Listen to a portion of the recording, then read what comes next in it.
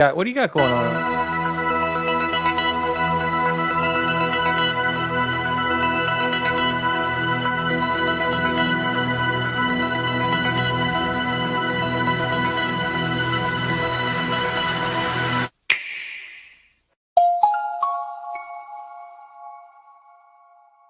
Hey y'all, thanks for tuning into the Nintendo Drive. If you're hanging out with us on YouTube, be sure to like the video, subscribe to our channel, and ring the bell icon so you never miss an episode. Or, if you're getting cozy and listening to us on your podcast feed, make sure you're following and leaving us nice reviews. You can also support the show on Patreon and pick up some awesome merch. Links to those and more are in the description, but let's get the show started.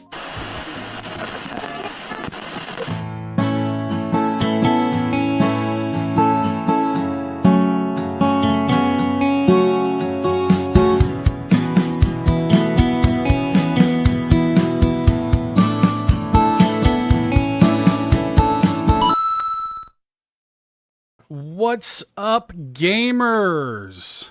Hey, Sean. I made it. Looks like we made it, Seth. Looks like we made it. Oh, yeah. Sing it. Come on.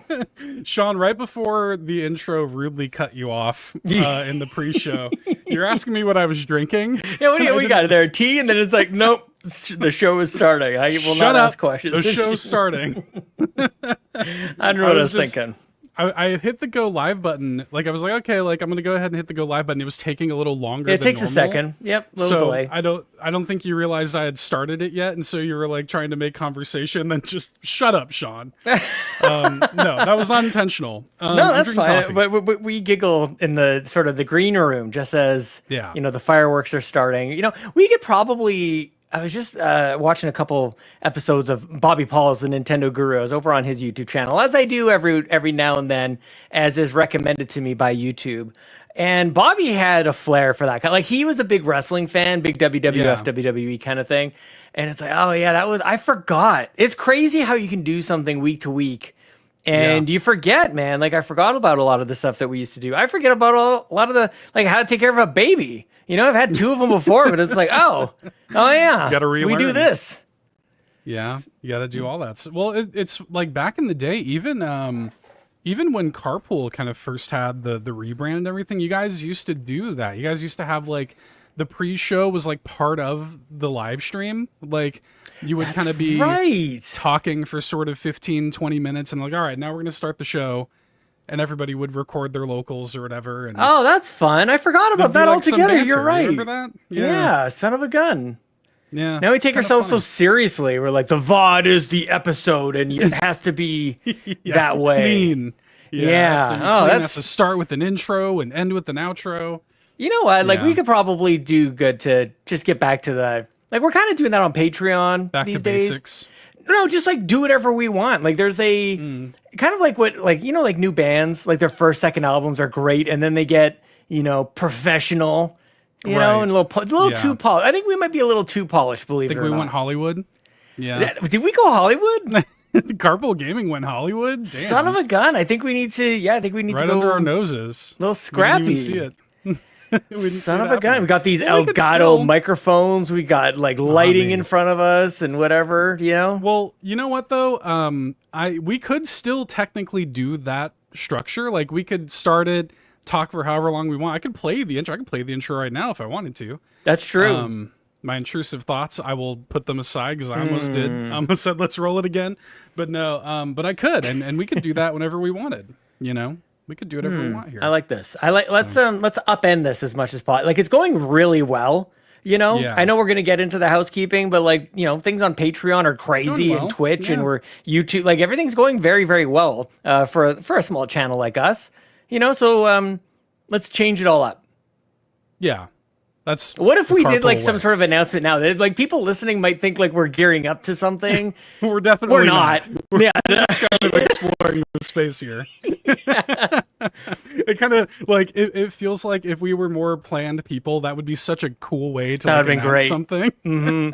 Bobby and I used to do that every once in a while. Would have like sort of like a let's play with it a little bit, but it was so obvious. Like we got like the shit-eating grin on our faces the whole time. And Yeah, no, nothing. We got no surprises for you. No, we're just talking. We're just hanging out. Yeah. Jan32 here in the live chat says boys room, and it's true. It's just Sean and I. So a couple things I want to talk about. I guess, well, let's go ahead and welcome her on in. Oh. Escaping. Come on in, lady. Got a few things to talk about here. So first of all, Amanda isn't here this week. She's on vacation. Yeah, she's like doing tightrope walks or whatever the hell. Yeah. Yeah, she's doing whatever the hell she does on her vacation. However, Lachlan is on a break. She's on a, we always encourage carpool hosts to take a mental health break. She is doing the same for the month of August. She'll be back in September. So we'll have a few Lachless episodes here while she's on break. So I just wanted everybody to know that there's nothing crazy going on, because you're not going to, hear from Lachlan for a while. But yeah, she'll be back. She'll be back in September, and she's just taking a little break. We always encourage people to do that. Yeah, take a break. Take a break. You know? We got lots of people here, Yeah. Just watch out, because Clayton might come back and try and take your spot. So you never know. I might need to slide into Clayton's DMs. Might need to figure that out. Okay. Maybe we'll do that. I don't know. Yeah. Anyway, so we got that going on. And yeah, you mentioned earlier support on Patreon. We want to thank Street Breaker X2, who's checking out the free trial over there. Joined as a free member on Patreon. Thank you very much for doing that. We hope you see all of the... that was a very Nintendo Direct. We hope you notice all of the... Dude, I have to tell... I'm so glad you mentioned that. I've accidentally adopted some of the vernacular into my day-to-day, like my professional life. And people, somebody called me out and what do you mean by one person who she's kind of on edge anyway, she took offense to it. She's like, what do you mean, please understand? I'm like, I just want you to kindly please just take a moment and understand. I didn't mean anything by it. She took it in the worst way possible. And I meant it in this very kind, passive, bowing. Please understand. Please understand. Yeah. Nope. I got it. So no more of that. Please look not in my professional life. Anyways, people don't know the reference. They take it the wrong way. As people always do.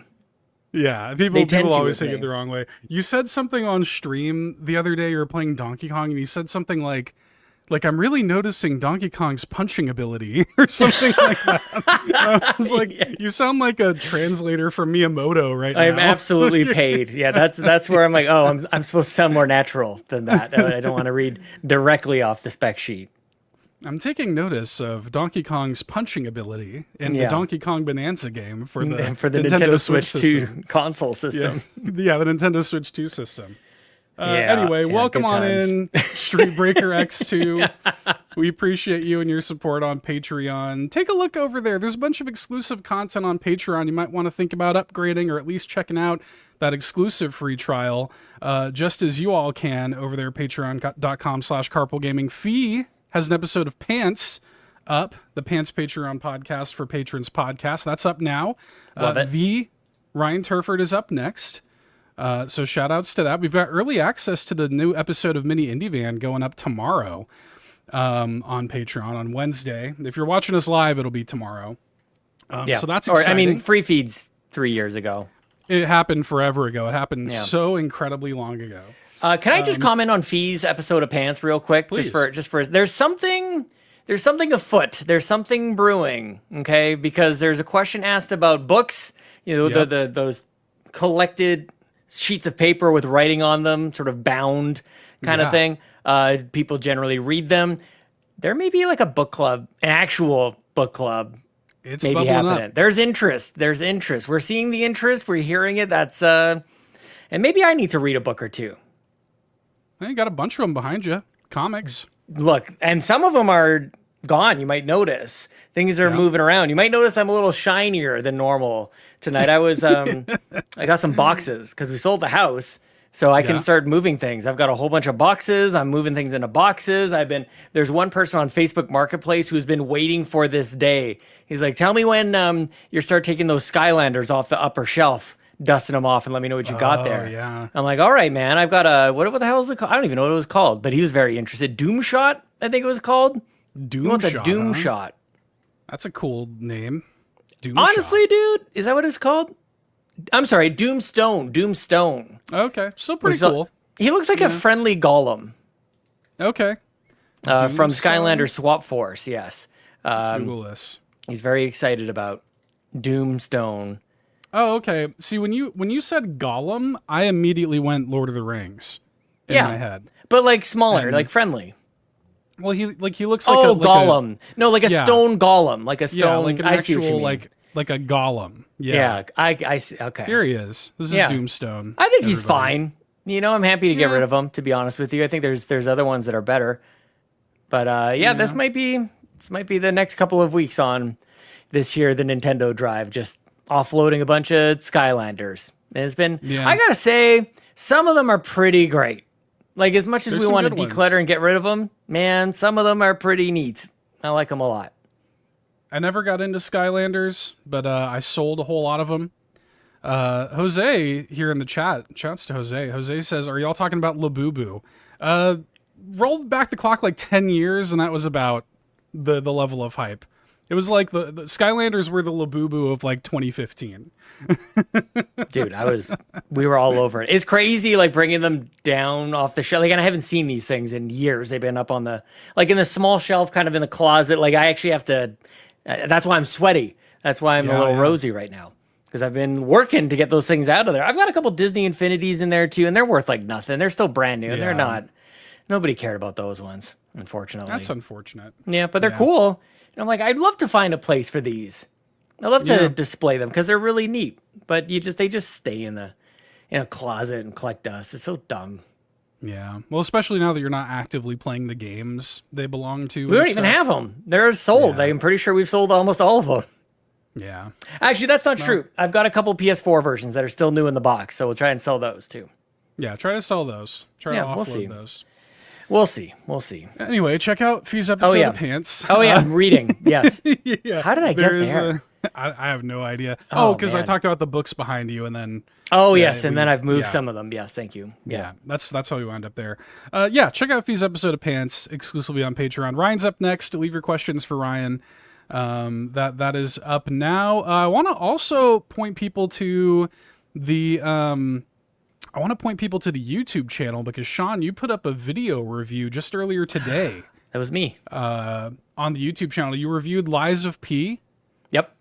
And it was as the result of a long process. The first annual Stanley Cup tournament bracket, I guess. Yep. To determine the game that you played and reviewed next. And Lies of P was it. There's an acronym to be had there. Yeah. Yeah. We could figure that out. Yeah, I mean, people might remember me talking about the NHL playoffs. They're happening over the springtime, and we assigned hosts and or community members to each team. Long story short, Rybo won. Rybo's team won. Rybo got to choose Lies of P. And I feel like the right person won. This is actually, even though my team lost in the Stanley Cup, I was heartbroken about that. And that's I'm actually going to have to talk to a therapist about that. I'm going to have to figure some stuff out there. I played Lies of P, and I wanted to review it. And so that's up there. And I talked about this on stream maybe a little bit. I wanted to just throw something out there. I want to do reviews a little bit more. The thing is, generally speaking, the reviews that we do are for brand new games, and it's under embargo, and there's all the stress and time stuff and everything else. And I don't do them very often. I do this very often. We could fire up a podcast at any time, and I'm sure we could make it cohesive, comprehensible, and I think people might enjoy it. Reviews, right. I'm not as practiced at. I used to be when I first started getting into this, so I have sort of like a need. I have a goal to maybe I'll practice up on this a little bit, and that wasn't my original intention, but that's kind of what I discovered by doing it. Let's play a game and then pull my thoughts together in something that's really just a review. We talk about games we're playing on a weekly basis and what our thoughts are, like we do it on the show, but I don't really do the review thing all that much. So I'm like, maybe I might do that a little bit more over the next little bit. Maybe just throw together a 5, 6, 7 minute review. Not go crazy with it. I think that was one of my goals. I tend to, as I'm doing right now, ramble for 25 minutes, and nobody makes it to the end of those big long reviews. So do it really quickly, I think the shortest review I ever made for Carpool Gaming, I don't make a lot of video reviews either. I don't really like doing it, to be honest. It's not my comfort zone, I'll tell you that much. Yeah. And that's kind of why I'm leaning into it. I'm like, but what I think it's just because that's not what I normally do. Yeah, it's just so time consuming as opposed to like podcasts or streaming where like the input and output are equal.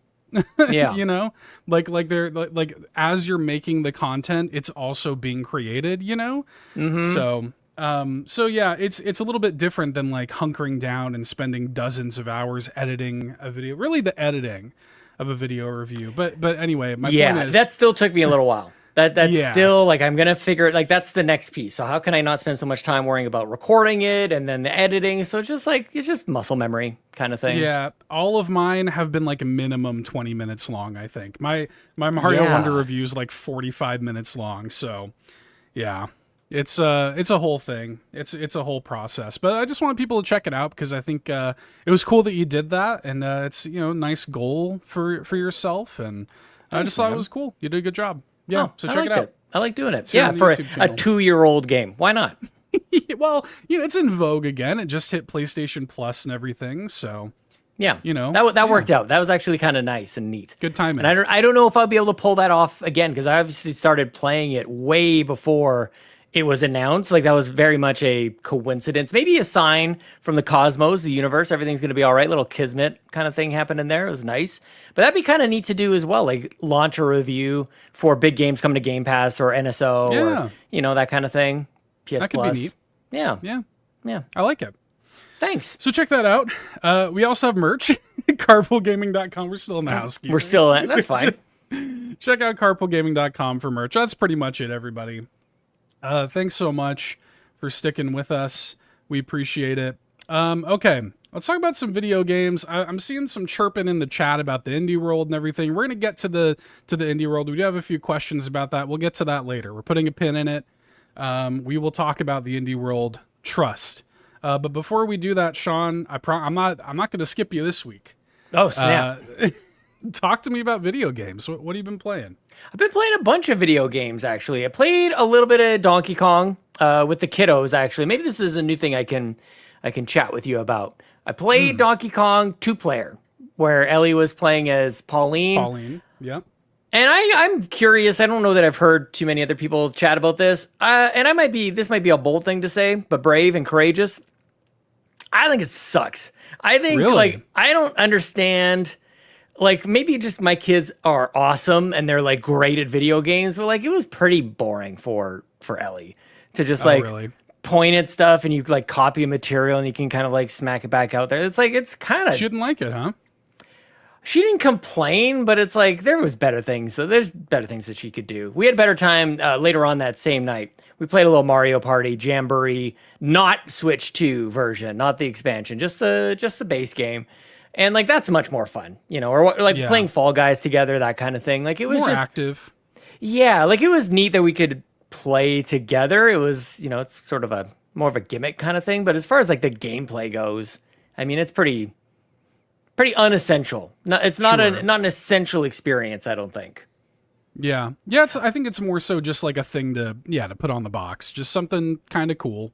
Yeah, she did play on her Switch Lite, which was really neat. We did game cool? share with the Switch Lite, which was very interesting. And she could control the camera, which I thought was very she can control my camera. Right. Yeah. So, yeah, really synced up too. It was very Wii U days, actually. Yeah. It's kind of neat that we didn't try it that way. We tried it just on the same system and same thing.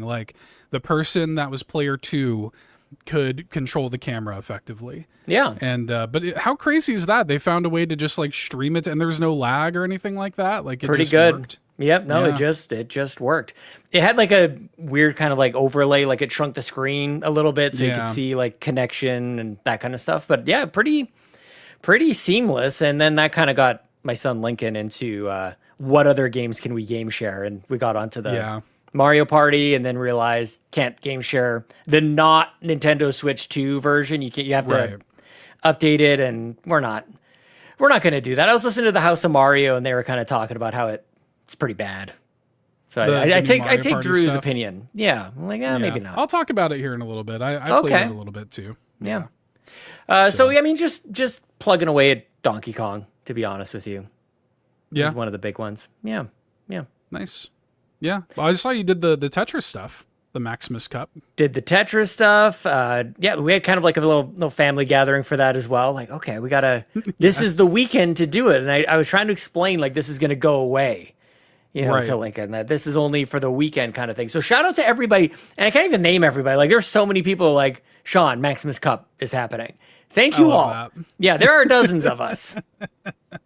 Yeah, people. There are half dozens of us. You're associated with it now, because now it's like whenever there's a Maximus Cup, we gotta make sure that Sean knows. He can't miss out. Well, I don't like missing out about it. Like, I don't like going 6 months later and going like, oh, why didn't I just spend the 15 minutes to go grab that thing? Even though I don't know that I really go back and customize my Tetris. Like, I play on Maximus Cup days, which means I'm seeing whatever that weekend's theme is. I can never go back and just play normal Tetris 99. But it doesn't feel good to miss a theme.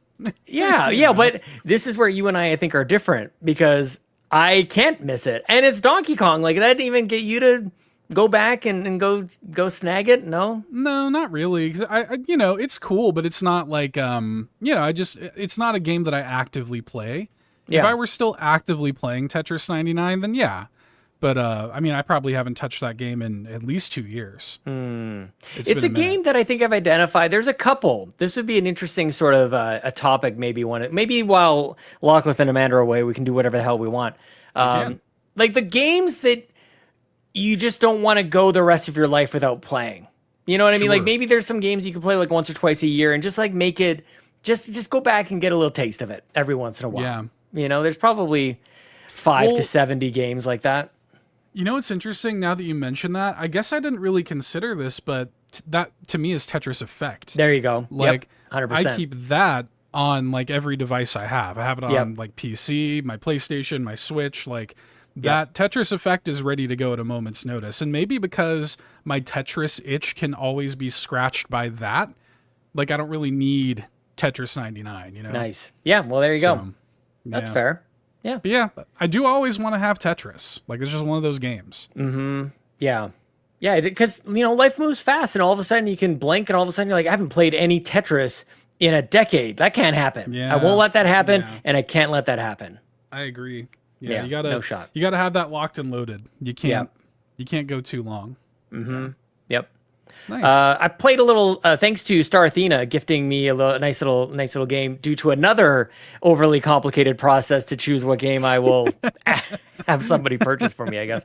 Star Athena bought me Star of Providence, and we played that on stream. I could not have thought of a better situation to fire that game up for the first time, other than streaming with you. You got to see me witness one of your favorite games ever, Seth. What do you think? Yeah, it was fun to watch. It was fun to see you kind of get it, like in real time, starting to get it. Like I don't know if I ever got it, but I think you're being generous. You only did a couple runs, but you're starting to see like what the appeal of the game is. I think at least comment on the music and like the, the boss fights and stuff like that. So yeah. But yeah, what'd you think? That was your first impression of the game. So it's funny because when you first showed it to me, you're like, this is a Sean game, go check it out. My first thought was like, it looks claustrophobic, and it's looks like a shmup, like a shoot 'em up kind of, like it looks really challenging from a dodge all the bullet hell kind of stuff that is going on. Yeah. And when I played it, early runs, and obviously I did die a couple of times. That's not what hit me at first. What hit me first was, there's actually a lot going on here. There's a lot of like different weapons and upgrades to go collect, and there's a lot of different like mechanics of the game for me to wrap my head around. So I was less like challenged by the sort of like the tactical kind of tangible part of the game, and more kind of like, oh, there's like a map here and I could fast travel in this way. And when I do this, this happens. And when I make these kind of choices with this item or that item, that's how that works. And just figuring out what the UI means, like how my health works. Like there's a lot to it that it's not typical. Like it's actually quite atypical in almost like every traditional way. You're going to have health, but it's going to show your health differently. You're going to get weapons, but you're going to like do your weapons differently. You're not going to swap between special weapons. You're going to have ammo, and then when you run out of ammo, it's going to go to your like kind of default gun. Like it's not it's not normal, Seth. It's not I guess I was surprised quite a lot by that. And doing that on stream while having a conversation, it's like that can be tricky as well.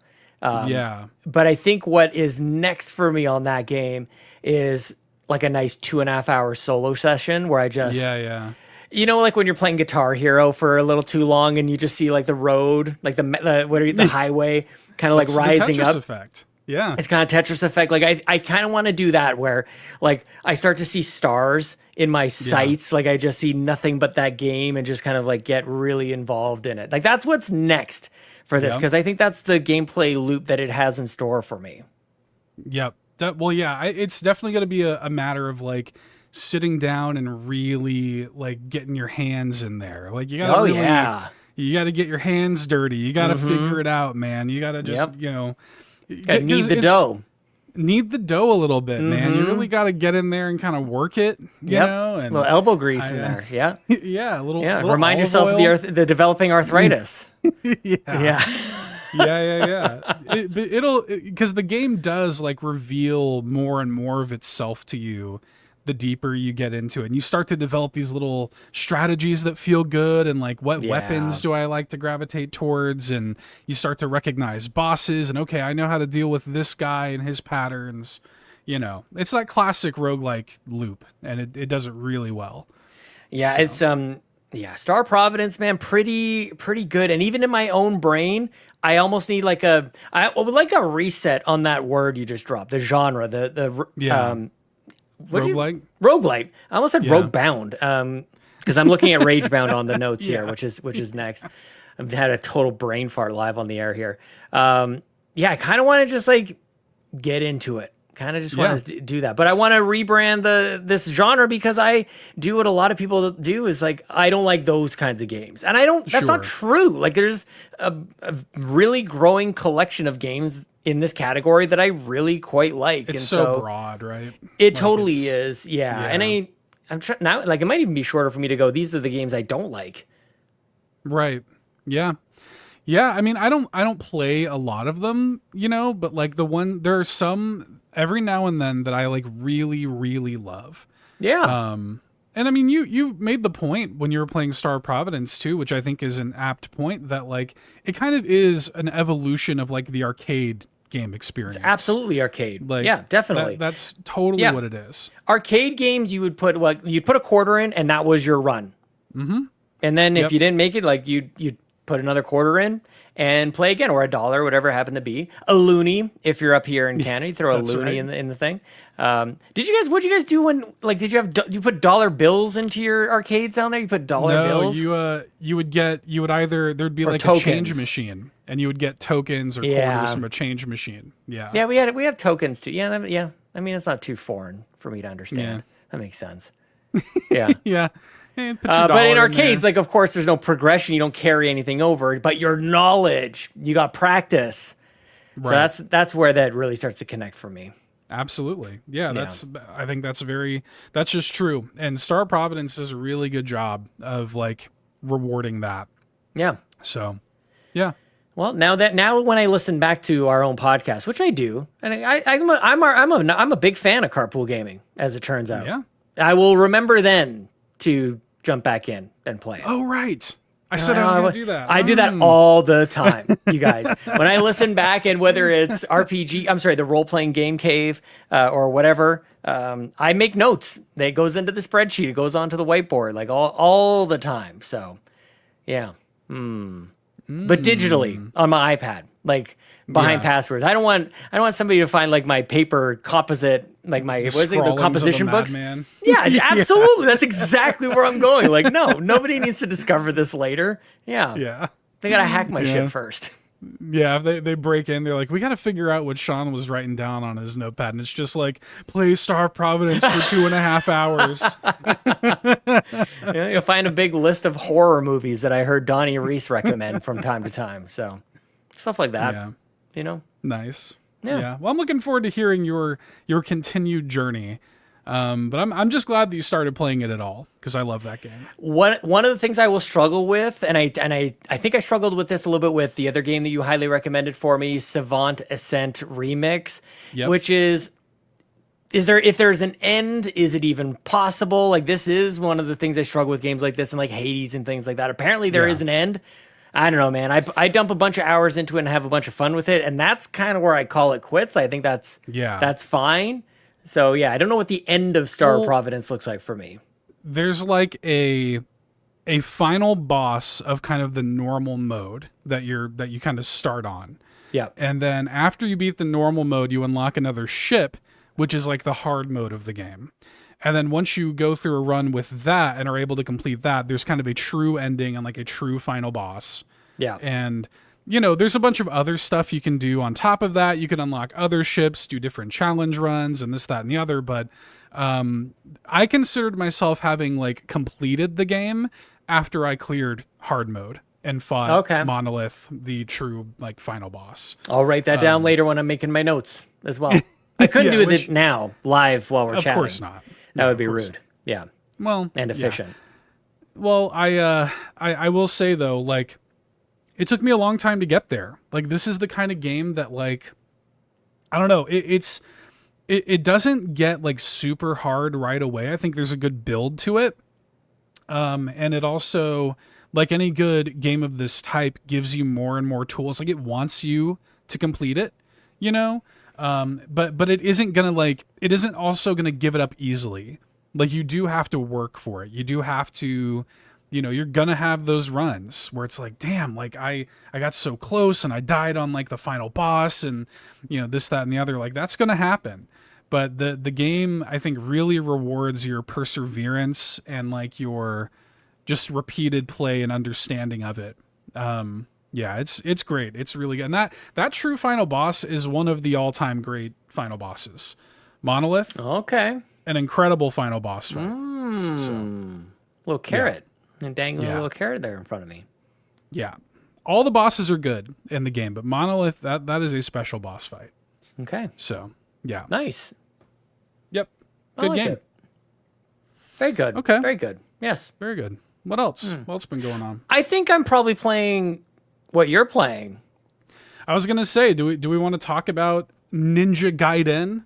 Blood Rage? Blood Rage. Been calling it? Yeah, I'm renaming it Blood Rage. I have done this. I can't remember what this game's name is called, or what this game's name is. I can never remember. Rage Bound. Very nice. Bound. This is a Ryan Turford game, actually. This would be fun to have Ryan jump in and chat about this. But of course, Ryan's waiting for the physical copy to arrive. Later on this week, Yarden is in the chat. Let's get into it. Yon32 says Blood Rage is an amazing title. Yes, it's called Blood Rage. Blood Rage is good. Yeah, classic ninja activity. Just blood raging all over the place here. Yeah, let's jump into it. How far into it? You're playing it on Switch 2? Like, I think you're playing it on Switch. Yep. It doesn't have a Switch 2 version. It has a Switch 1 version that you can play on Switch 2. But yeah, I'm pretty far into it. I am kind of like heading into the game's finale. The game kind of has like a pretty simple structure. Like, the game kind of you have two characters that you play as. These two, I'm showing the trailer here on the stream. You have two characters you play as, and you kind of, do a few missions to kind of meet the two characters, kind of, learn them, figure out them and their motivations and blah, blah, blah. Then you're kind of given like a mission of like, hey, go to these 3 areas and take on these 3 bosses and get these 3 like, crystals or whatever the hell they are. Yeah. That will then allow you to like take on the actual, final boss. And so I just finished getting my final crystal, essentially. Nice. Is where I'm at. So yeah, I'm almost done with my kind of initial playthrough of it anyway. And yeah, I'm liking it. It's good. I'm having a good time with it. It is very, the thing that I keep thinking about is it feels like if they just kept making classic Ninja Gaiden games. Like, if they just kept making like old school 2D Ninja Gaiden games, like, this is exactly what it would be like. That's perfect. So, which yeah, I mean, what more can you ask for, and all of the good and bad things that implies. Like, the game has a great sense of like flow. But just like kind of classic Ninja Gaiden, if you mess up, like, then it can be like, like, kind of feels clunky. You have to like backtrack. You have to kind of reset yourself and stuff. Sure. Like, it feels like an old school game in that way, which in a way that I find charming. but it's not, it's not going to be for everybody. But if you like classic, 2D Ninja Gaiden, or even just stuff like this, side-scrolling action games in general, kind of rules. Yeah, not good. Quite as like fluid as something like Dead Cells, I think, is maybe a comparison there. Like, I feel like when I play something like Dead Cells, the game is doing a little greasing of the wheels for me. Like, there's some things sort of like in between the inputs that I'm doing that allows me to glide along, or like, dash on the ground, or those kinds of things, like a roll around. Like, it seems a little smoother. There's a little bit more intentionality and to the movement, I think, in something like Ninja Gaiden, almost like a Street Fighter versus Mortal Kombat kind of thing. It's not quite as stiff as Mortal Kombat. That's implying too strong. But I think that's kind of my take on it. My big surprise on Ninja Gaiden Blood Rage is how campy it is. Like, it's very campy. Yeah. Like, right? Like, it's kind of ridiculous. I think we had a moment on stream I was playing, you were watching along, and you get to like the end of the level, and it's obviously going to be a big boss fight or something. And this big like demon gargoyle dragon thing shows up with like 16 eyeballs and fangs and all this stuff. And I'm like, oh, this is going to be a good battle. And it doesn't jump into the battle, it jumps into a dialogue that we're like talking about stuff. Wait, what? We just gotta talk real quick. Yeah. It was so good. So yeah, like the dialogue is, and the sort of setting and everything going on is over the top. It's ridiculous. It's totally ridiculous. And I thought Ninja Gaiden was more serious in that. Like, this seems more like 80s action movie. This one, I think, maybe more so than normal. But Ninja, I've never thought Ninja Gaiden was. I never viewed it as a super. I mean, when I was a kid, yeah, sure. Like, playing the original as a kid, yeah, like playing it as a kid, like it seems so cool, like serious, epic ninja tale. But really, it's like, it's like ninjas and demons. Yeah, still ninjas at the end of the day. Yeah, exactly. Exactly. Like, what do you want? How serious can it really be? How grounded is it supposed to be? It's called Rage Bound, dude. Like, how, so. Yeah, fair. Yeah. But yeah, it's fun. I like the, one interesting thing, because the game, so this is made by the game Kitchen. You're right. Not to be mistaken for the game Bakers. Thank you. A favorite of yours. Yeah. They work together, I think. Game Kitchen and the game Bakers are in the game Kitchen. No way. These are the developers of the Blasphemous series. And so I think what they've kind of really proven is that they understand like the nuts and bolts of this stuff. Like they definitely looked at like old NES Ninja Gaiden games, and they said, we're going to make one of those, and we're going to, add some stuff to it. We're going to tweak it. We're going to make it a little bit more modern. But it's also, to your point, not as modern as you think. Like, it's not... Playing the demo for Shinobi, I was like, oh, like, this feels like a very fluid, combo-heavy... Yeah, like that feels very... Kind of like you're talking about, almost like a Dead Cells kind of thing, where it feels very fluid and very fast. That's not what this is. Not in a bad way. It's just not what this is. Yep. This is very much like in that kind of old school NES style. All your classic, the guillotine jump where you're bouncing off of projectiles and enemies, like that's all still there. Yarden asks if it's better than The Messenger. Like, yeah, The Messenger was kind of also like a send up of that style of gameplay, right? I think if you liked The Messenger, you'll like something like this. Yeah. It's good. Like I'm enjoying it. It's not like reinventing the wheel or anything like that, but I also don't really need it to. Sometimes it's kind of nice to just play like a retro revival, a new entry in this series that is just kind of good. Like they kind of did the thing. Like I'm liking it. I posted on Blue Sky the other night. I'm kind of like, oh snap, I'm hooked.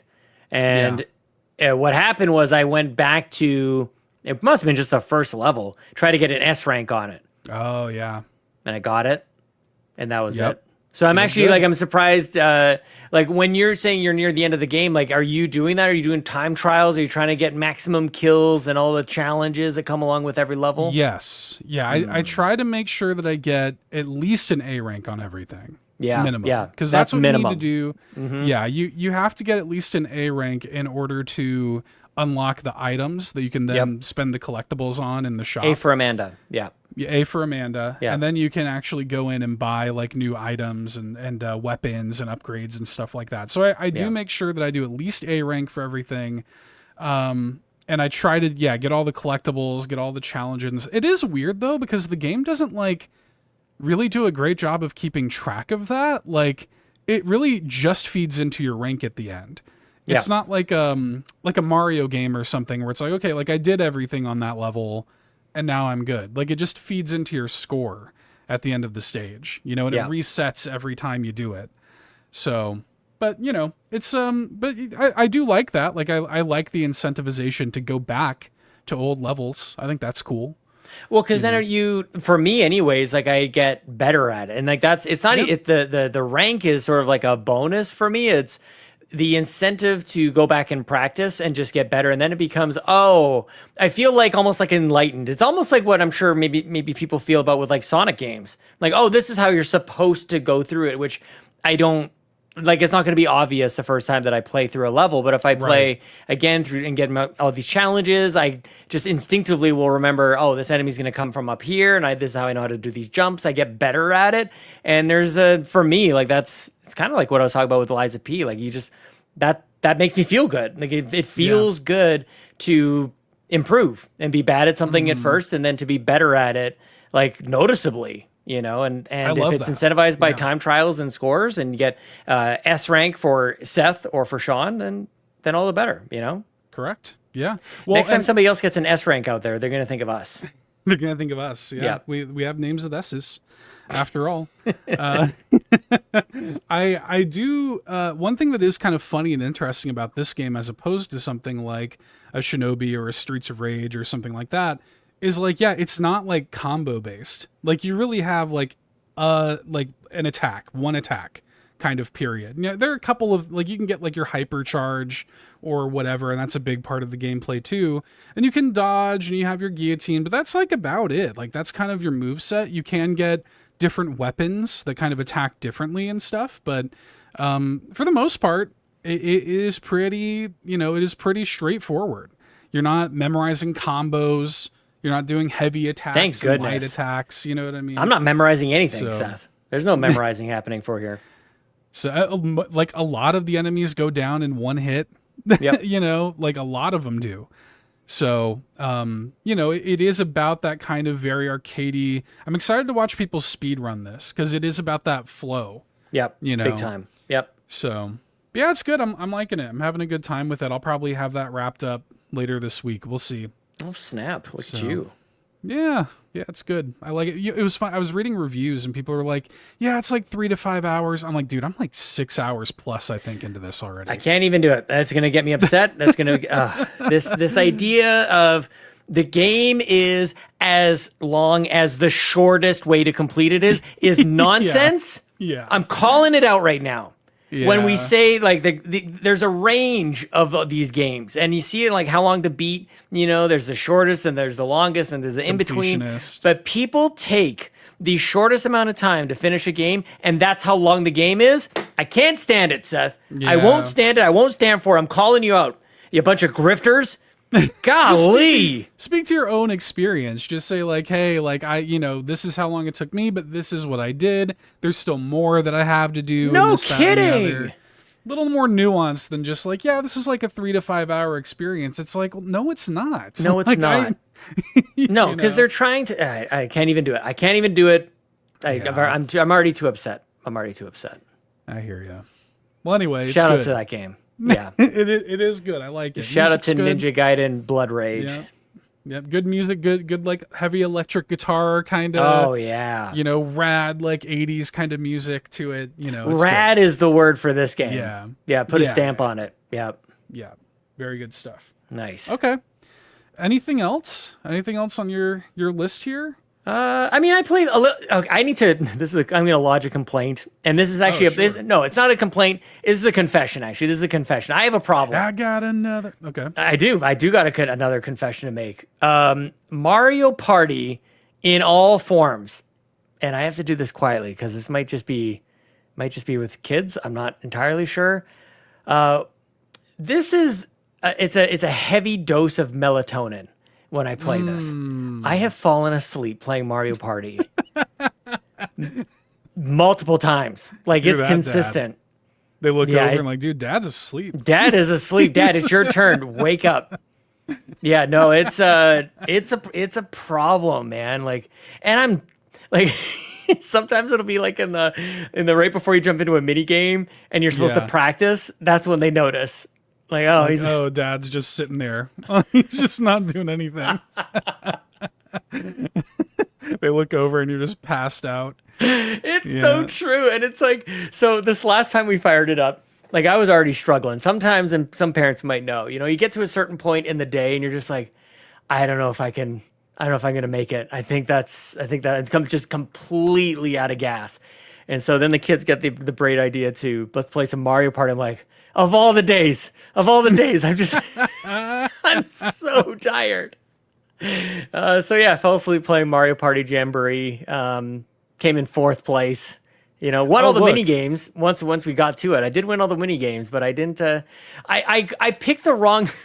I don't know why I'm confessing this. The different paths you have on the board, obviously, and Jamboree does a nice job of, like, you don't have to go back to the board view now to see how many spaces away from. Like, it tells you. Yeah. So left is the short version to your short route to the star. Right is the long. And I look at the left. And I go back to the right. I go back to the left. And I took the long way.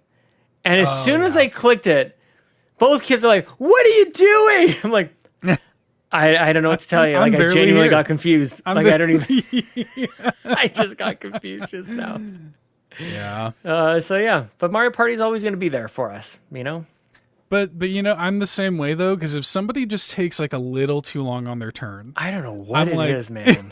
I'm like, dude, like if they like pull up the map and they're counting the spaces, and sometimes people take like 5 minutes on their turn, and I'm like, dude, it's not even that. They're doing fine. Like, everything's everything's doing all right. Like, they're actually pretty good. It's definitely not a slight on them. It's just I just fall asleep. I will say, Lincoln, I wish I could remember exactly what he said. He wanted us to gang up on the NPC. It was me, Ellie, and Link, and he's like, don't let that NPC win. So I think we know how he'd land on stances, that. Okay. He's got a firm stance already. I think so. Yeah. Wow, runs in the family. I guess so, yeah. Generational biases. Yeah, it's part of the nose. We all have the nose. The Capri nose. Yeah. Oh, man. Well, I'm sorry you've been falling asleep playing Mario Party. Was it good sleep at least? You get a little nap in? And then I was up all night. Short little power naps and stuff, and then it was up to... Did they ever take advantage of it? Like, we can kick Dad's ass now. He's falling asleep. Oh, man. I remember going over to my friend's house, and, like, his dad was always just asleep on the recliner. Yeah. And, I get it. Mm-hmm. Head lean back. Yeah, it's the lean back to the one side like you're on an airplane, or sometimes it's, like, chin to chest. Oh, it's like, that's a little more accidental. Just like, and you're out. Yeah. I love that full, like, head fully back. Like, just... mouth open. Yeah, that's my favorite. Yeah. Anyway, that's my full confession. My Mario Party confession. Yeah. That's okay. You'll be all right. Yeah. How about you? Well, I'll talk briefly about Mario Party a little bit. I did finally play the Jamboree TV stuff.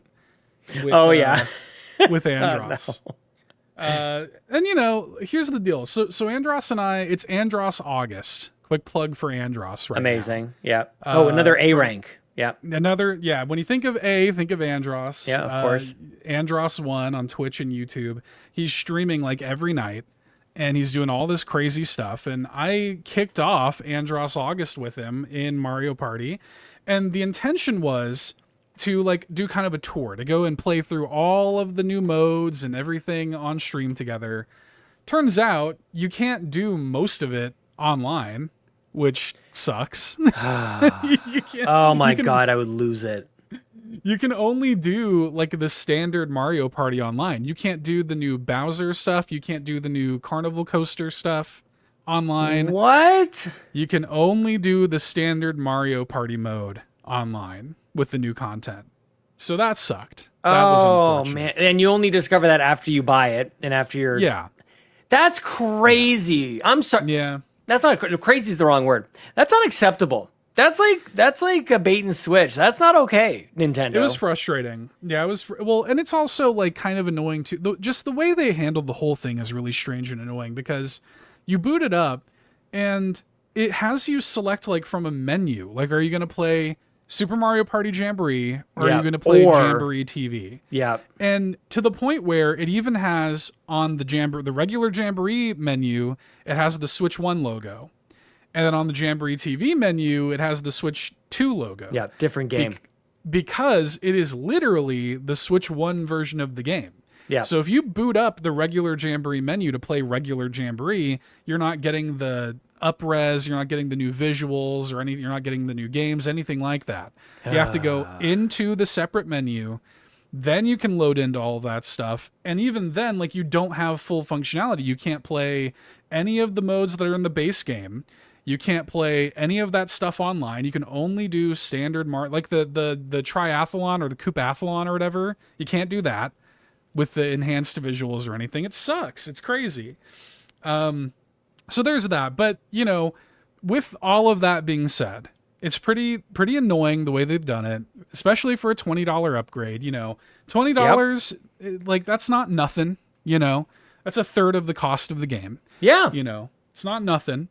But with that being said, like the new mini games that they have added are fun, and it is kind of fun to play around with like the mouse control and stuff. There's like a little mini game where, you know, you're spray painting bob-ombs and you're using the mouse to spray paint them. You got to pick it up and shake it like a spray paint can. And yeah, we just got Mario Paint on NSO. We're fine. Yeah, that's true. Yeah, we have McDonald's at home. That's right. Yeah, there's one where you're in like those like wind up cars where you like pull it back and let it go. You know, there's some fun mini games, but like it's hard to recommend. Like if they had made it a cohesive package that just like the way that you would assume it works, which is this is just a new Switch 2 version of the game that is now the new like definitive edition of the game, it would be a pretty easy recommend for a Mario Party fan. But as it is, it's just so strangely like chopped up and separated, and it's 3D World and Bowser's Fury. I don't know why they did it that way. Like, it's so weird. But anyway, and you know, my wife has like, we played some of the local stuff, and like it's fun. Like it's neat that it's in here, but it's hard to recommend for $20. You're being very generous, I think, with your positivity. Like it's a good thing you did it, because if I spent the money and got this experience, especially like when you're excited to do the online stuff with Andros, and then it's like, wait, like that realization, that sinking feeling in your gut, like, wait, what? Like, this doesn't work like this? But what are you gonna sucks. Do? Yeah. What are you going to do about it? You're going to scream about it on a podcast about Nintendo? That's what. I guess so, yeah. I don't know. I was kind of like, that sucks, but... You know, like that's why, like that's what I'm saying. Like I can't recommend it. If you are somebody that plays a ton of Mario Party Jamboree, you have a Switch 2, you want to play the new games, and you play it a lot, like locally, maybe. But like it's not as good as it's gonna get. But the setup for now, like doing it this way, like wanting to play with friends online and stuff, not having access to everything, I can't recommend it. Now, I will say though. Maybe I'll pull up my video from my stream here. One thing. Are we having fun? Are we going to see some smiles here? Is this what's going on? Yeah, it was kind of fun because one thing that you can it was still Mario do, Party. It was still Mario Party, and one thing that is kind of funny that you can still do is you can link up your cameras still, and you can see like everybody's cameras like on the feed. I'm trying to get a good example of this. Oh, and by the way. We were playing against hard, like the hardest difficulty NPCs, getting rinsed by these NPCs, dude. It was a drubbing. It was not okay. Getting rinsed. Dude, it was rough. It was bad. And then we had a couple of disconnects and stuff, but here, this is kind of this is an example of Andros and I. There are faces, you know, and it's pulling up our cameras. We have our cameras connected. You can just see the NPCs kicking our ass here. But we're moving like the Joy-Con, like the mouse, to try to like grab these new ledges and stuff. And It was kind of fun. Like we have our little cameras up and stuff. And when we lose, you'll see us lose here in a second. Like the cameras kind of twist and like you look like you're kind of laying down, like you just got defeated, So I will say, like, the camera putting your face in the game, I think is an underappreciated feature. You see the camera's kind of shaking, like it's kind of like the new age me, like creating your own character. Like we've seen, what is it, game chat? Like it's everybody was making fun of game chat when they first made it a thing, and there's a button for it. And like we've got a Discord already, we've got voice chat already, and it's like, but you do it Nintendo way. You put the face in the game. I don't know, man. Like you got this campfire game that's coming out that we talked about on the most recent episode, the half episode that we did last time. I think that's neat. And I'm just wanting to celebrate. Like, look at you guys. Like, that's just so neat to put your faces in the game. It's kind of fun. Like, it's kind of cute. It's kind of charming. Like, it's just kind of funny, Yeah, I like it a lot. Yeah. Yeah. You could put a little crown on Andros there when he won the game, I like that a lot. Yep. I'm good to celebrate that, but it sucks that it's a $20 add-on that's not that great. You can't access most of the content online, unfortunately. Yeah. That was it reminds me of like what's it called? Clubhouse 51 games. It's like there's 51 games as long as you don't want to play with more than 2 people. 20 of them are playable online. Yeah. Yeah. It's like, oh damn, that sucks. Yeah, well, they also do. Let me see if I can find this on the stream here. They do kind of like a little entrance for everybody, which is kind of funny. So here's me walking out as Paullin. Oh, that's hilarious. And then Andros is Waluigi and stuff. They brought back the hamming it up. Yeah, they brought back the Wonder Flower from Mario Wonder, who's kind of like he's kind of overseeing everything. And then we go through all this. We're all excited, and then like we notice here. That like 2 of the 3 options are grayed out. Oh my god. This stage cannot be played online. This stage cannot be played online. Oh, here's your face is just reacting like, my goodness gracious. We're just like, no. So yeah, that sucked. But don't buy it. And then there's that like 3rd option, which is regular Mario Party, and then free play, where you can like choose whichever games you want. So amazing. But yeah, that was it. That was what look at Andros freaking out down there. So, yeah, it was rough. But, like I said, I can't recommend it unless you're like a diehard Mario Party local player that like is, thirsty for new Mario Party games, then maybe. But otherwise, I can't recommend it for that price. Maybe if I'm looking for my new sleep aid, I'll pay for that. Yeah. Yeah. The last game that I'll just kind of quickly mention, a game that I also streamed my full playthrough of, Time Flies. Sean, let me find a spot in the game that is not NSFW. There is some NSFW. Wait, what? Really? Game. Yeah, you go to an art exhibit at one point in the game, and there's a penis in there. Oh man, look at this. Your bucket list, get drunk, is listed on there, and you'd already done it. Oh no, you died. Yeah, dying is a big part of the game. So, okay, this is actually kind of cool. So in this game, you play as a fly, right? And your life expectancy, when you start playing the game, you see this screen, and there's a drop down of all these different countries, and the average life expectancy, like as according to the World Health Organization, in years is the amount of seconds that you get on your run as your life as this fly. So because I'm in the United States, my life expectancy is 76.4 seconds. Okay. So that's how much I get on my run. That's a minute. That's just over a minute here to go do something on the bucket list. Yeah, your end goal is to do everything on your bucket list in the time that you have. And so it kind of, if you wanted to overthink it, as I love to do. Yeah. It gets into this notion of, like what do you want to do with the time that you have? This kind of existential sort of thing, not ever having enough time to do everything you want to do, stuff like this. But you start to learn little shortcuts and little hacks and little cheats and stuff. Like there will be clocks that you can find and give yourself more time, and you start to learn where everything is, and and stuff like this. So it's like a puzzle game, and and it's a lot of fun. I liked it a lot. Just a couple hours long, just like a little, creative, cute little indie game. And I liked it a lot. I like this. Yeah. It's sort of interesting. It seems like you're it's almost like a little side scroller, and you're going from like scene to scene, like throughout the house. And then when you sort of like land on something like the record player or those ants, like the camera like zooming in, like that's actually very comedic. I think like the way that it just like it's so jump funny. cuts. Yeah, I think that's kind of like where you go, oh, there's something to be done here. Like the camera shifts from the wide view to the close-up view. Yeah, the game is very funny, and when it does that, the clock pauses, so you actually have time. To like solve the puzzle here, so or figure out what it is that you have to do. So for this one, I'm reading a book by like walking over the book. I love it. Yeah, it's fun. Like it's a really easy recommend if you're just looking for like a fun, silly little game that make you kind of think. And dude, there was a moment in the stream. Let me see if I can find it. There's a moment in the stream where there's like a telephone that you find. And yeah, here it is.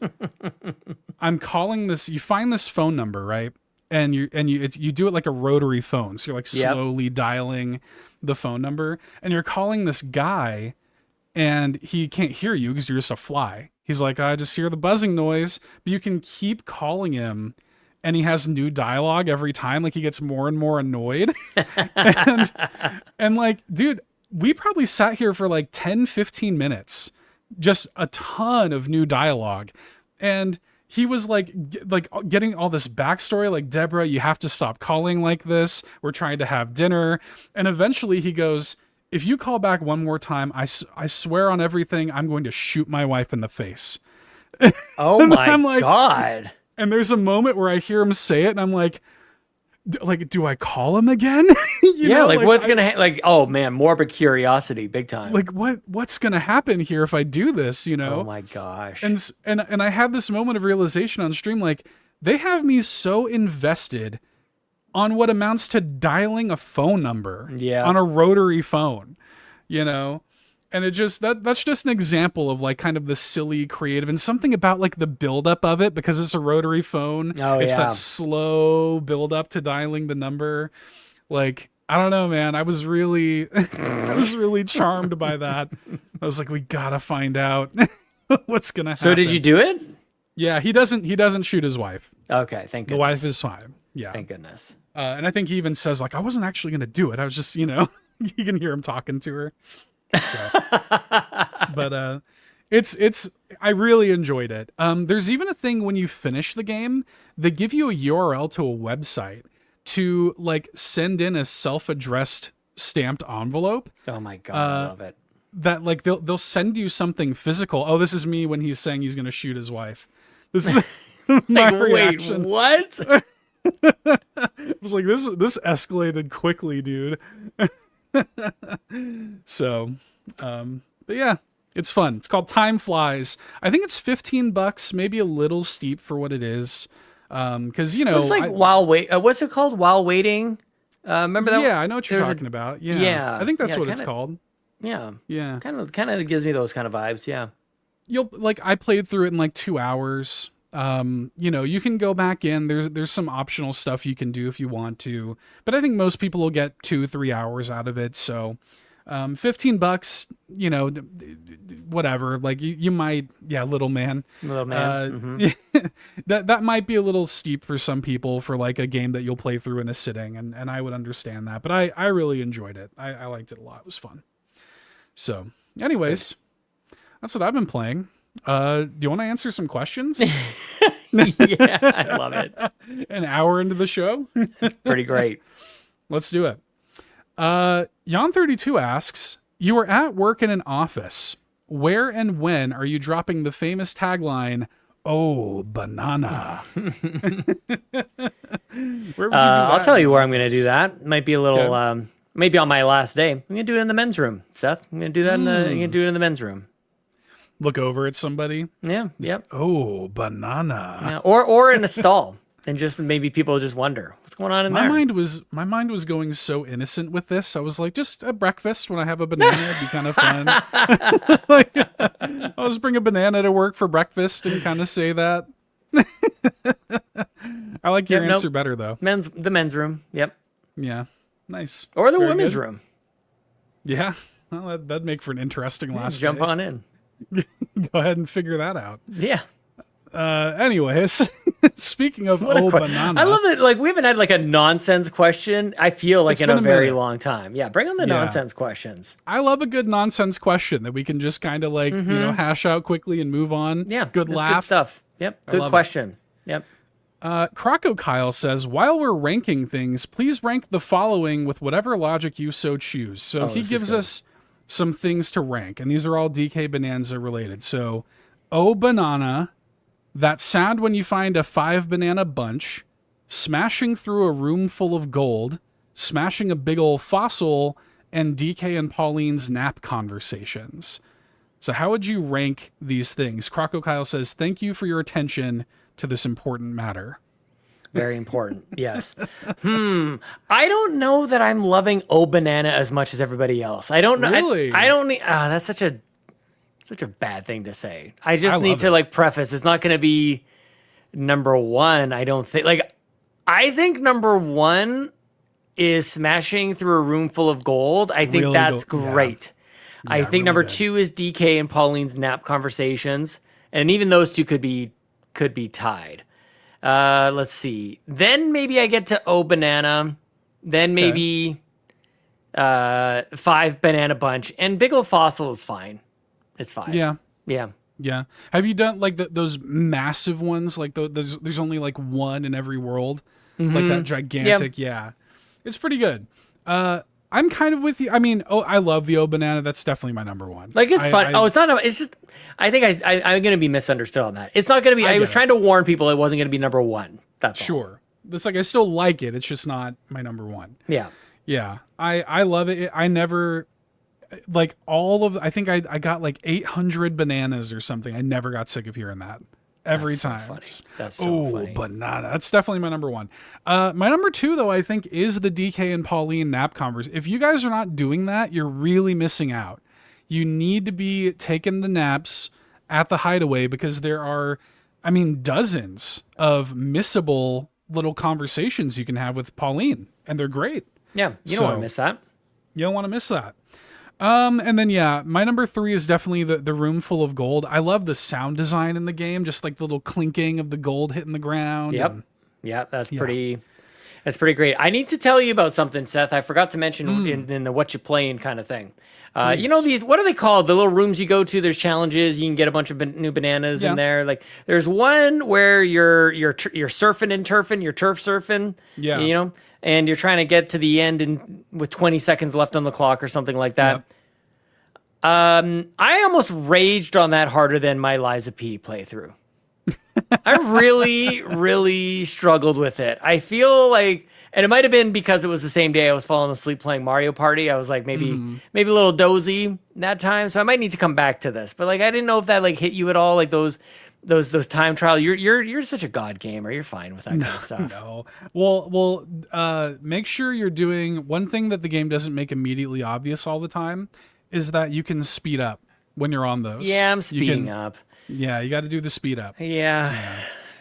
Got to do that. Yeah. Okay. So do that, and you'll be okay. Okay. Then I guess I go for the 5-banana bunch and then the fossil. I think that's fossils last for both of us, I think. And I think so. We had number 2 was the same for both of us. Pretty good. Yeah. Yep. Good stuff. I really like it. Speaking of Donkey Kong, I know you're trying to move on to the next question, but I should have mentioned this before as well. I am not nearly, you finished the game. I'm just at the beginning of the game. I just got to the very first time of a 2D level. It's basically like Donkey Kong Country. And I loved it so much. It's like, oh snap! Like, what if we get a Donkey Kong Country, like a 2D one, where you can smash everything? Like, what if that's just part of? That would be great because it gives you a little sense of that. And I kind of enjoying now. 3D Mario has like these 2D little segments, and 3D Donkey Kong now has these 2D little segments. I like that quite a lot. So yeah, man, it's pretty nice. And there was 3 bananas in it, so sort of like finding all the Kong or the letters of the word Kong. It was kind of fun, and I'm like, where is this first one?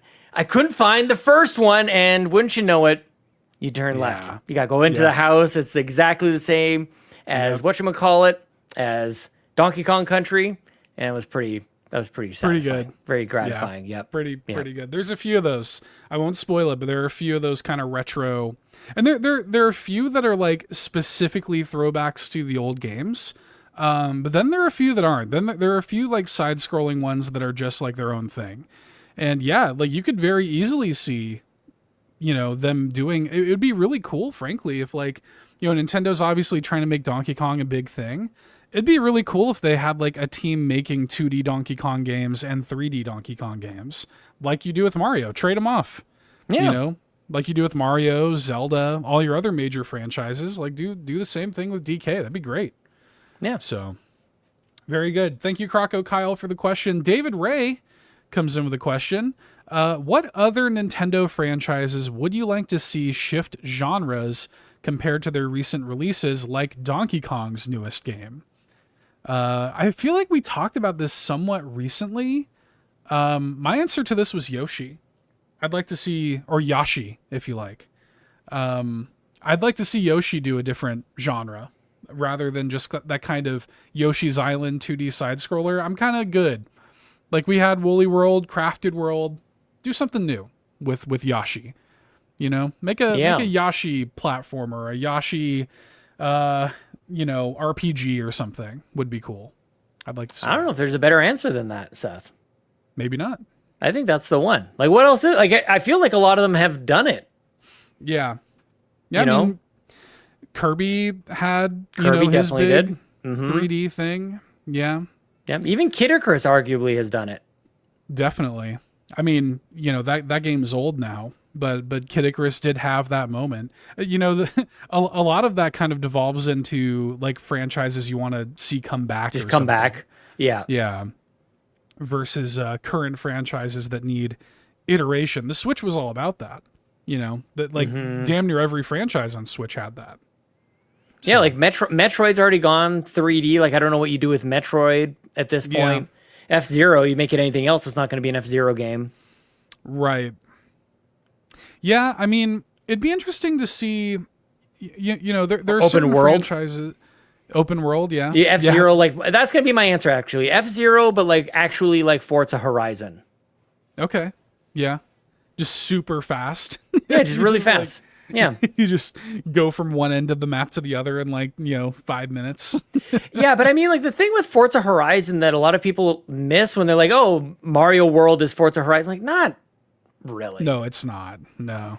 Like there's these big events and there's these races and there's these chains of races that you can get to, but you can. Yeah, I mean, like much to do. Yeah, in the open world of Mario Kart. Mm-hmm. Yeah. Unfortunately, yeah, that'd be cool. I mean, yeah. I also wonder like if there's, because again, like even stuff like I was gonna say Splatoon, they have Splatoon Raiders coming out, so they're doing new stuff. That's funny. Yeah, Splatoon's pretty new for a thing like that. Like for a rebrand or refocus. Mm-hmm. Yeah. Like I don't really know what other active franchises. I Normally this is where I turn around to look at my amiibo for inspiration. Mm-hmm. Yeah. But like even Animal Crossing kind of has done some different things as well. Like it's kind of had some spin-offs and things like that. Yeah. So you're, I mean, even Pokemon. I do think that, even Pokemon. Yeah. I mean, I do think that whenever Smash comes back with like a new entry, I think it does need to be reinvented in some way. Oh my God. Can you imagine? Like you can't get better than Smash Ultimate for like that core formula. So I don't know what that is, but That's I do scary. think it needs some kind of reinvention. Yeah. But I don't know what that looks like. That. Yeah, I don't think so either. Jan32 says Star Fox, and it's like, like if we're talking about, franchises to come back, then sure. But we haven't had a new Star Fox game since the Wii U. No, so it's sad. Yeah. We'll see. Okay.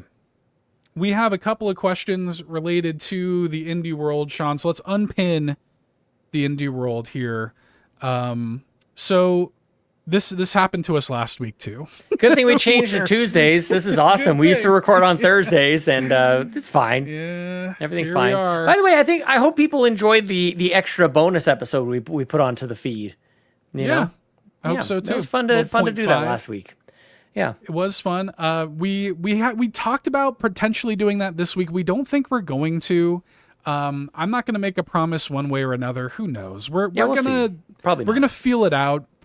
Probably not. The thing is, you guys, we had something planned that we were going to record last week, and then we upended that and pushed it a week so that we could do the impromptu 0.5 episode with Garrett and Ryan last week, which was a lot of fun. But if we were to do another one of these this week, we'd have to push that original thing a second time. And I don't want to do that. So we'll see if it ends up having something that we really want to talk about. Maybe Sean and I will fire up literally a 30-minute, podcast or something. We're talking about these things, but I'm not going to make any promises at all. But in any case, it is happening on Thursday, 6 a.m. Pacific, 9 a.m. Eastern. It's going to be around 15 minutes in length, which actually is quite short for one of these. And we'll talk about that. There's actually a question about the length of it. But I noticed somebody in the chat was like, why are you making a big deal about Indie World coming back? It always comes back in August. The reason I'm making a big deal about it is because it has been since last August that we had an Indie World. It has been damn near a year since we had one of these. And while it's true that we typically have Indie Worlds in August, we also typically have Indie Worlds 3-4 times a year, in years past. This is the first time we've gone a very long time with no Indie World, to the point where I was a little worried that they just weren't going to do it anymore. Especially when we had the partner showcase last week that had weird little games like that campfire game in there. I was like, did they just get rid of Indie World and just roped that into the partner showcase now? I think people forgot about that. That definitely came through. Maybe this is sort of just a catch up, just a catch all. Right. You're not going to get your first party stuff, so it's this. This is what you're going to get. Yeah. No, I get you. And a week later too is kind of interesting. Yeah, the way that the timing of this all. Yeah. I'm excited. I play a lot of indie games. I love indie games, and I really these typically tend to be some of my favorite Nintendo Directs. There's always something that I usually gravitate towards here. So I'm looking forward to it. Star mentions the length. How do you feel about Indie World being 15 minutes? I would like it to be longer. These are typically 20, 22 minutes. So 15 minutes is a little bit shorter than we're used to. For me, Nintendo can get a lot done in 15 minutes. But I am going to be curious to see what it is. And I would like it to be longer too, but it is interesting. It's the shortest. It might be the shortest Indie World ever. It might actually last be the year's was shortest one they've 22. ever done. Yeah. Mm-hmm. And interestingly, the Japanese Indie World is 20 minutes long. Yeah, very strange. The Japanese version of this same one is going to be longer. It's because Hollow Knight is launching exclusively in Japan first. That'd be amazing, actually. I would love that. Why would it? Just the tears. Just the people be so mad. Oh, man. That'd be great. And they spend 5 minutes on it. That's the difference. 5 full minutes on Hollow Knight. Yep. Sorry, you gotta wait. But of course, now everybody's talking about what's going to be there. Is Hollow Knight going to be there? Is this, that, and the other. So I guess we'll see. But I'm looking forward to it. I don't know. It's going to be good. I like it. Yeah. I do want to watch the world burn. On 32. Yep. That's right. Looking forward to it. So, I don't know if we want to fire off some predictions, something you would like to see, anything you think we might see there. I suck at indie predictions. No way. Yeah. I don't know. Sure. I don't that's kind of the thing. It seems like there's this shroud of mystery. Everything's being developed in the deep dark basement. Anything that I would say is stupid things like what's it called? Chocolate Hauntier. What's it? Haunted Chocolatier. Oh, Haunted Chocolatier. That'd be awesome. I'd say stupid stuff like that, or Haunted, or Hollow Knight. I don't know, man. Or another. Are we due for another Shovel Knight game? I don't know. Or another. What's it called? SteamWorld Dig. Like, I don't know. Oh yeah. Like none of those. None of that makes any sense. So it's like Watch I'm all just of that happen. Watch it. Watch all of that. Like, happen. I don't know what you want from me, man. Like, it's just like, can you imagine? Yon32 says Mina the Hollower. Yeah, yep, for sure. Yeah. It already has a release date. I could see that being in like the sizzle reel towards the end. We already know it's coming out on Halloween. But yeah, that'll probably be there in some capacity. I think we're probably going to get a release date for that Yuka Replayly or whatever. Sure. They tweeted out earlier today or posted on Blue Sky that the game like had gone gold or whatever. And they said like release date information coming soon. So I imagine that's probably here. It has a Switch 2 version confirmed. Star Athena brings up Witchbrook. I think that's a solid pick that is supposed to be coming this year. One thing that I was thinking about, and this is also a weird thing too to maybe talk about with Indie World, indie devs don't have Switch 2 dev kits. The vast majority of them don't. Yeah. You know, so that's why it's 15 minutes. Yeah, like I kind of imagine that the vast majority of this stuff is going to be Switch 1 related, which is not inherently a bad thing, but I don't expect to see a lot of Switch 2 exclusive stuff at Indie World. You know, but there are a few things that are kind of percolating that I'd love to see UFO 50 come to Switch and Switch 2. You know, to your point about Shovel Knight, we have that Shovel Knight DX. I think is supposed to be this year. I could see that maybe being there. Something that I think would be really cool for Switch 2 that got a lot of hype earlier this year is Blueprints. I think that'd be a good get for Switch and Switch 2. I think the game could run on that. I feel like I think that'd be a good get. So there are a few things I was thinking about. UFO 50 would be the big like get hype for me. I'd be very excited to see that. Is it not on Switch at all? They didn't. Nope. Did you play it on PlayStation or PC? PC. Or what? It's only on PC. Yeah. That'd be pretty good. That's such a complicated game. I wonder if the 50 games. I'm sure it's all built on like a single engine. So I don't know nothing about making games. So who knows what it would take to get that game over there. Yeah, I feel like it's crazy that game is not on Switch already. Like it's nuts. Mini Shoot Adventures, I would love to see that on Switch. I think you would like Mini Shoot Adventures. That's a Sean game. It's a good game. Maybe Liza P. Maybe put it in the indie world. Why not? Can you imagine? It's like it doesn't fit in really at all. I'm kind of like scrubbing through last year's like. Started off with Little Kitty, Big City, Yars Rising, Refined Self. Let's see, Sticky Business, Anton Blast. I think you like Anton Blast. Yep. Valley Peaks was last year. Lorelei and the Laser Eyes. Europa, which was the game with the little kid that looks like me with blue eyes. And brown hair. White kid with brown hair. Exactly. Teenage Mutant Ninja Turtles, Splintered Fate, Cat Quest 3. I think got some DLC or something. That might have just been the game. This is a year it might have ago. been just the game at that point. Yeah, you're right. Yeah. Oh, son of a gun. Really? Yeah, I think you might be right. Stitch is a very cool looking game. That was one that was featured last year. Yeah, and then it had that little montage. Animal Well was in there. Bzzzt and Skim. Duck Detective was in there. Another Crab's Treasure. SteamWorld Heist 2 closed it out. And that was it. Pretty good. That's a pretty good showcase, yeah. So, I mean, you know, these all, and, you know, they usually have a couple shadow drops, you know.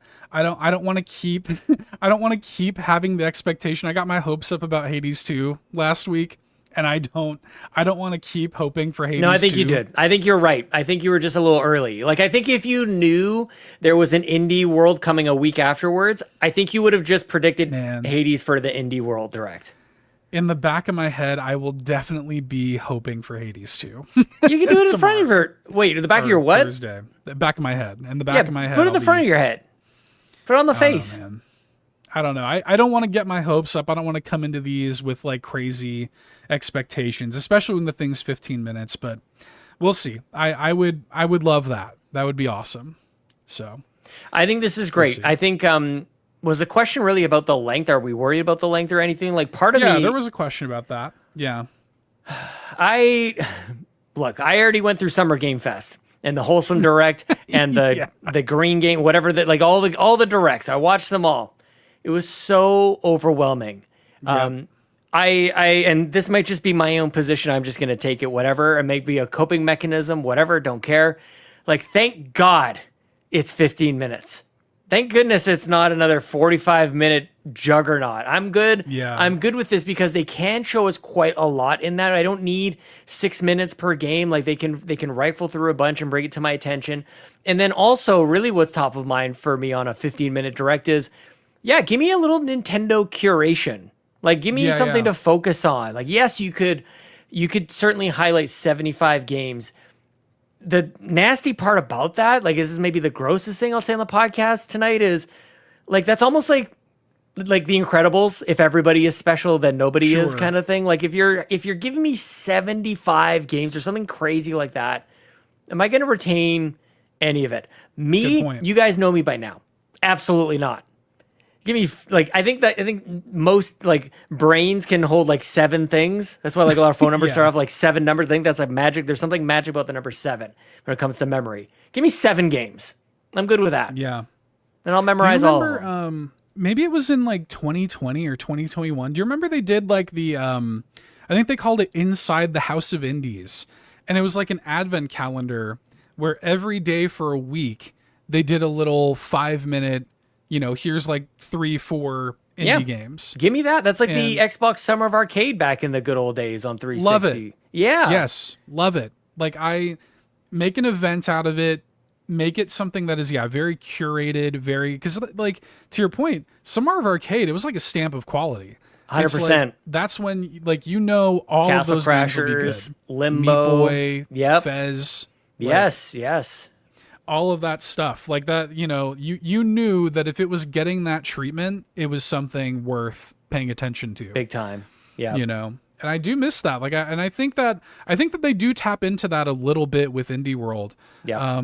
I miss the frequency. Like, I hope that doing this once a year for 15 minutes is not the new normal. My feeling. Yep. I do feel like this is probably, I think we just kind of caught them at a weird time because they were like winding down Switch 1. It maybe was not their top priority. So I do hope that we get back into a cadence of doing this every, 3-4 months or whatever. 100%. I will give you one prediction while we're on the topic. My one single prediction is Stardew Valley gets an update on Nintendo Switch 2 for mouse controls. Oh, that'd be cool. That'd be great. Yeah, I'd like that. Yeah. If there's any indie dev that would have access to that, it would be Concerned Ape. It might be. Stardew Valley. Yep. Yeah. That'd be neat. That'd be cool to see. Well, we do actually have a final question from Clayton Dwyer. Can we get a ranking of how much you like Nintendo's various kinds of presentations? Ooh. Between directs, partner showcases, indie worlds, and game-specific directs. Oh, snap. The ranking of which ones are your favorites. Can I before we answer the question, can I just say, you guys brought it with the questions this week. These questions. Are excellent. These are S tier questions. I'm gonna give a ranking of the questions. That's very, very good. It reminds me, actually, Ryan Turford and I, we used to do the Xbox Drive, and he would do the hosting duties. He would read the question, and he'd ask the question, and then when he would toss it over to me, or when Ryan would toss it over to me, they would say, "What do you think of this question, Sean?" Yeah. And I always wanted to answer like as if I was going to judge the question. What do you think about this question? How do you? But Ryan wasn't asking me. Like Ryan was saying, So what do you think about this question? What do you think of this? What do you think of this question? I think this is a good question, Ryan. Thank you for asking me. I think this is a very good question. Back to you, Ryan. Yeah. Yeah, all great questions, Yard, and none of them stand out, of course. But very, very. I just noted, like, wow. I don't know who started it. I don't know who was the first question. Maybe you set the bar right at the beginning. Actually, I think Clayton's question here, actually was the first one asked this week, if memory serves. There you go. Yeah. Way to go, Clayton. Yeah, very good. So, I mean, for me, just to kind of talk this out, the game-specific directs usually don't do much for me, if I can just be honest. Yeah. I like them, but really it was the Donkey Kong Bonanza one, oddly enough. I was like, oh, wow, like, this has the sauce. Like this, I loved this. Sure. But I can I add one onto that? I would argue another one that was very good. It was right before it. Oh, Mario Kart World Direct. I thought was really good. Yeah, anytime they can like actually show you new stuff that is like well paced and well put together. Yep. I think they do. They're good, but they're few and far between. I'm looking forward to seeing where they go from here. Yep. Because they do seem to be on a bit of a hot streak with those. Yeah, Metroid will surely get one. I think so too. Yeah, I think so too. And there's like, you know, there's enough mystery with that game still that it could use one. Yep. Frankly. Yep. So yeah, that would be cool to see. But it normally is not my thing. Here lately they've been good. Normally not my thing. I'm with you. Yeah. You know, like, yeah, indie worlds. I love indie worlds. They're, you know, I usually come away with, you know, several games that I'm looking forward to. Usually 1 or 2 cool shadow drops in these. I like them a lot. For me personally, though, just to not bury the lead, there's nothing like a big general direct. I'm with you. Yeah. Like, I love that big, like 40-minute, 45-minute. Let's sit down and like, let's all really get excited. There's a lot to chew on, a lot to break down. It's where the biggest announcements are, you know, like I love that big general direct. I'm so glad you said that. I felt like that's kind of like a generic answer. It's easy. Sure. Yeah. Like but I agree. Like, you know, and Nintendo has been doing, they're the ones who started this, the Nintendo Direct. They're the ones who and so they've just been mastering the craft for so long. I will say, like, I do kind of miss that like middle era of Nintendo Directs. Like the early ones, we went back, and it's on our YouTube channel as well. Like we went back and watched the very first Nintendo Direct. Like I don't want to go that far back. Pretty wild stuff pretty there. The current version of Nintendo Directs have big announcements, which is why I think you're ranking it so high. But I would love like some of that personality back. Like it's still a little. I'm with you. It's become a little sterile to me. So that's one of the only I'll rank it number 1, but it's with a caveat that like, man, it would be nice to have just a little fun with it again. Just a little, I don't know, drama or something, a little quirkiness. Mm-hmm. Yeah. Yeah. Yeah, we also do find ourselves in a weird spot here too with the Switch 2, right? Because we're just starting to see this stuff now. The Switch 2 is still so new. Like I saw somebody in the chat earlier kind of trolling saying like, what do you think about like the pathetic library of the Switch 2? I'm like, hang on, the thing that's been out for less than 2 months? Like, is that we're not doing what we're talking about right now? And so I think it's tough to judge the current state of these things, because I think that Nintendo is kind of like using the launch of the Switch 2 to almost reset a lot of this stuff. And so I'm going to be really curious to see what they do with the next General Direct. Some people think that they're going to go for the three-peat, that next week we're going to get a General Direct. Can you imagine? I mean, crazy. That's speaking of, I mean, that's classic Nintendo fandom, though. Let's just get like totally. that's expectations maybe getting a little crazy. Yep. And if they do it, like then that'll be very exciting. But if it doesn't, it's not going to ruin our day. I want to pitch this to you, Seth. I might do like a bit of a personal rebrand while we're doing this. I'm going to be playing video games like a normal person on planet Earth. Okay, I'm going to be playing Donkey Kong for weeks, if not months. Yeah. So I'm good. I just got it. I'm only a couple weeks in. I'm fine. I'm gonna be. I didn't race through this game, and watch me next week. I found also a good 25 hours of the game. Yeah, I've done the game. It's not gonna happen. I'm gonna play like normal. I'm gonna play it until the next thing kind of comes out. I'm good. I've got a giant backlog. I'm fine. Yep. I feel like, and then maybe that's copium for spending a bunch of money on a brand new console. I don't think it is. Like, I'm happy with the dang thing. So yeah. So if I have something to complain about, it's the dock. I think the dock sucks.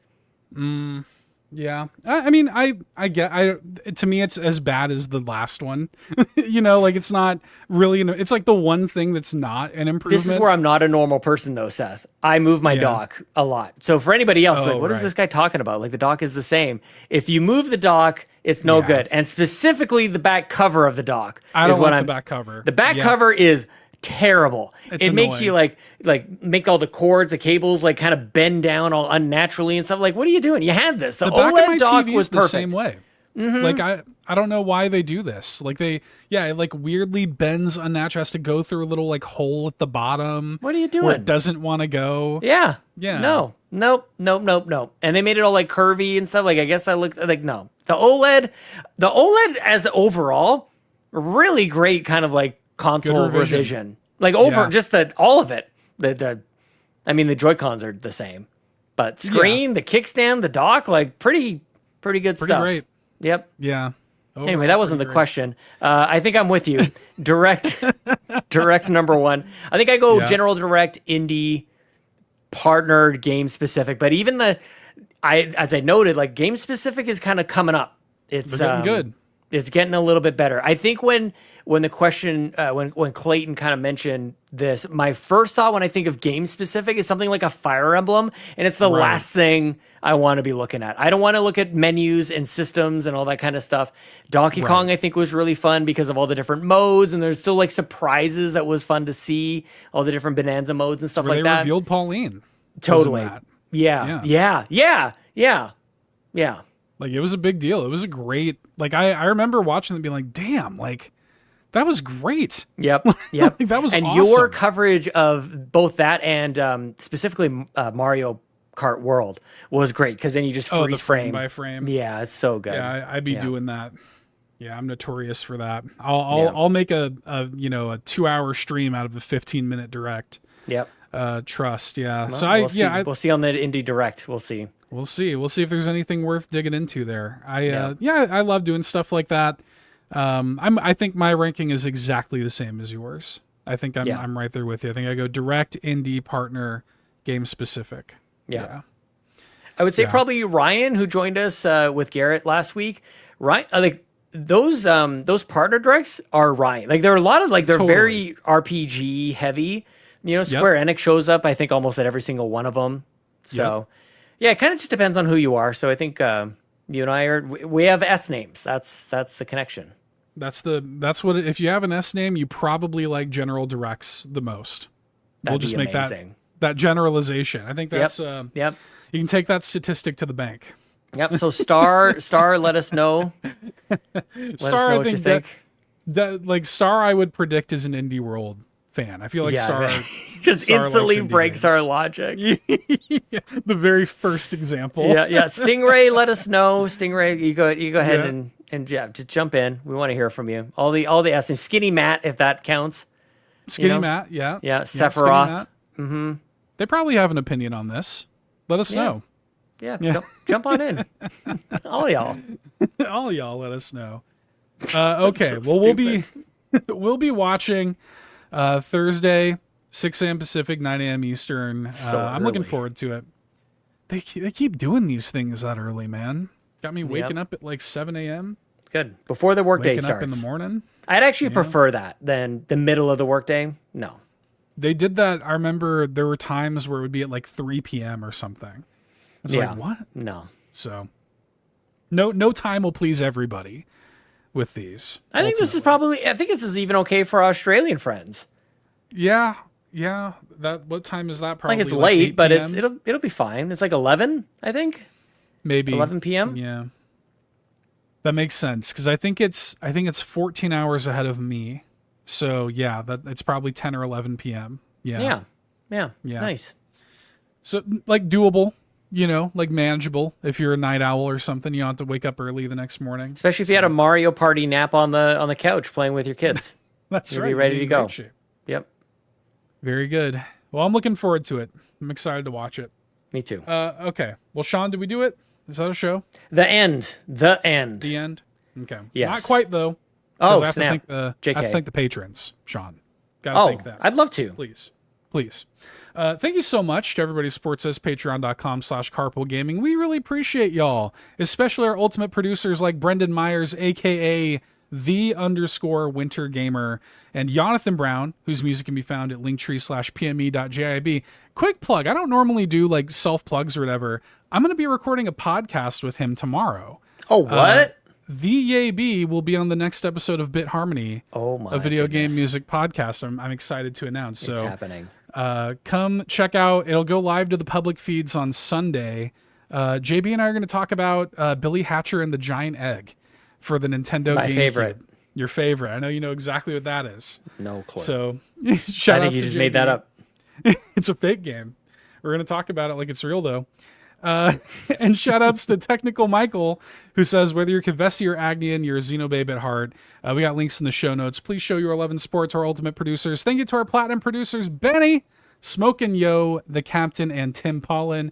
And thank you to our gold members, Adam K, Anna, Awesome Dave, 1337, Brad Moore, Brian Reese, Cecily Carrozza, Dan and Luma, Dannohh, Emily O'Kelly, Jan32, Laura, Ligerwoods 330, Mr. Giggles, OldMrFrump, Peje EP, and Steven Keller. Yeah. We appreciate y'all.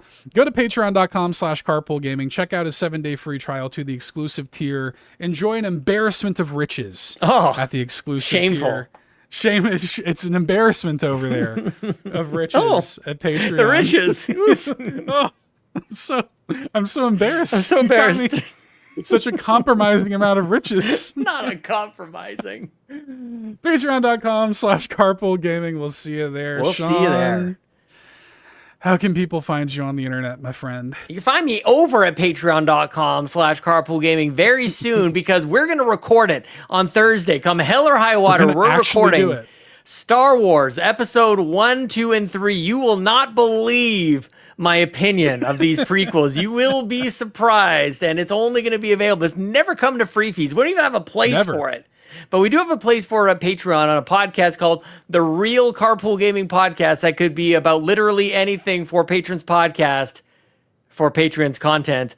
Of course. That's what's happening. We're going to talk about 3 movies. I actually watched episode 1 twice in recent memory. Oh my God. Yep. And I may rewatch 2 and 3 here before today and Thursday. So find me over at Patreon. I cannot wait to discuss this with you, with you, Seth. Your name is Seth. I'm going to talk it also with Ryan, and Garrett, I think, is joining us as well. Garrett, I think, is joining too. Yeah. Oh my goodness. I'm loving these movie podcasts. Almost Famous we did just recently. It's very good. Maybe one day you'll talk about K-pop Demon Hunter, but you can find me talking about that while I geek out on the Xbox Drive on Friday, which we do here on the channel, YouTube, and Twitch, of course, and free feeds around the globe, but also in that $1 tier, that ad-free all-in-one. It's just like get all the shows together. All together. It's great. So yeah, I do this show, the Xbox Drive, and a bunch of stuff on Patreon, so find me there. You can message me in the Discord, and on Blue Sky is the social network I blanked on there. Blue Sky, CBG Sean. Follow me and send me messages so that I feel like I'm worthwhile. You know what I mean? Damn. Okay. Check out Sean's Liza P review on the YouTube channel as well. Thank you. Very good. Check it out. Thank you. As for me, you can find me in the Discord as well. You can find me on Blue Sky at $2 Hero. And you can add me on your Nintendo Switch if you'd like. It's SW4112-80613454, just like Eric Lindros, of course. Just like him. I appreciate it. I don't have a physical or anything like that. I have like an empty coffee cup and a pill bottle here, Sean. That's what I got. Oh, I need pills. I've hurt my back. I've actually. There's been a couple times I've had to meet. Like I'm catching my wind is like I'm getting winded. My back is a little sore. So I need my pill bottle. Maybe we'll pin this for the post show. I think maybe my pills and I we've been going at it. You hitting the pills pretty hard. Let me tell you something, Sean. Yep. Hey man, you do what you got to do. Look, be safe. These bad boys. We'll talk about that maybe on the post show. That's going to do it for us, though, everybody. We appreciate you for hanging out. Let us know what your ranking of the directs are. If you're watching on YouTube, listening on Spotify, let us know in the comments what your rankings are. And we'll talk to you next time. Have a good night. Bye. Okay, bye.